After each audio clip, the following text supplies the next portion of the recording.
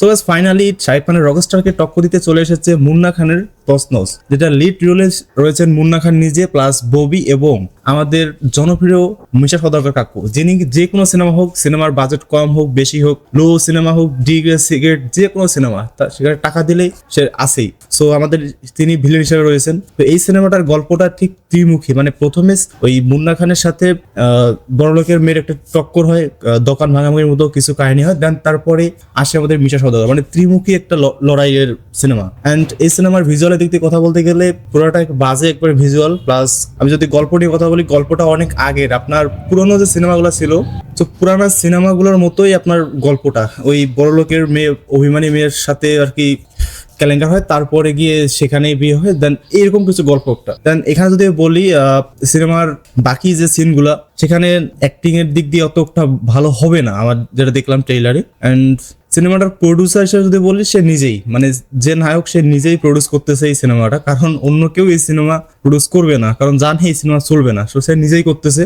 আর মিশা সওদাগরকে নিয়ে যদি বলি, সে টাকা হলে যে কোনো সিনেমায় করতেই রাজি আছে, এটা তো বললামই। তো সে কোনোভাবেই তাকে মিস করবো না আমরা যে কোনো সিনেমায়, সেটা যে যাই মানে বিগ বাজার সিনেমা হোক, লো বাজার সিনেমা হোক, তাকে আমরা কোনোভাবে মিস করবো না, এটা তার একটা বৈশিষ্ট্য।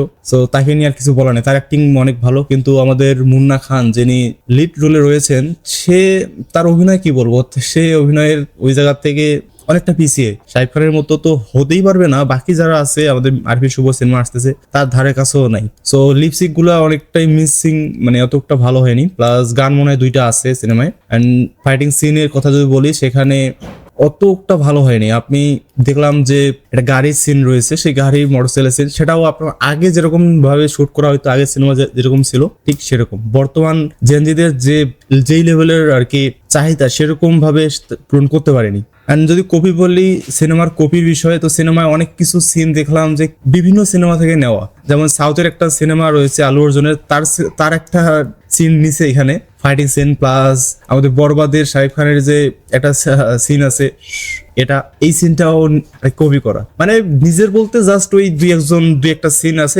তবে হ্যাঁ, ভিজুয়ালের দিক দিয়ে কয়েকটা সিন দেখলাম, এগুলো একটু ডিফারেন্ট, একটু ভালো লাগছে। বাট বাকি সবকিছু অতটা বেটার না, কোনোভাবে এটা মানার মতো না। পুরোটাই আগের সিনেমা, কারণ ডিরেক্টর যিনি, সে কিন্তু ওই আগের সিনেমা বানাইতো, আগে যে স্টাইলে, সেম স্টাইলে বর্তমান বানাচ্ছে, তো এগুলা বর্তমান চলে না। তো সবশেষে বলবো যে তসনস সিনেমাটা এতটা ভালো হবে না, শুধু 2 অভিনেতার অভিনয় নিয়েই সিনেমাটা হয়েছে, এই মিশা সওদাগর প্লাস আরো 2জন আছে যাদের অ্যাক্টিং গুলা নিয়েই আর কি সিনেমাটা। বাকি ওই রকম ভাবে যে দর্শক সিনেমা হলে গিয়ে এনজয় করার মতো কোনো কিছুই নাই, সব পুরানা সবকিছুই। সো ভালো লাগলে অবশ্যই দেখবেন, ভালো না লাগলে যাবেন না, যেটা ভালো লাগে সেটা করবেন। তো আজকে এই পর্যন্তই, দেখা হচ্ছে নেক্সট ভিডিওতে।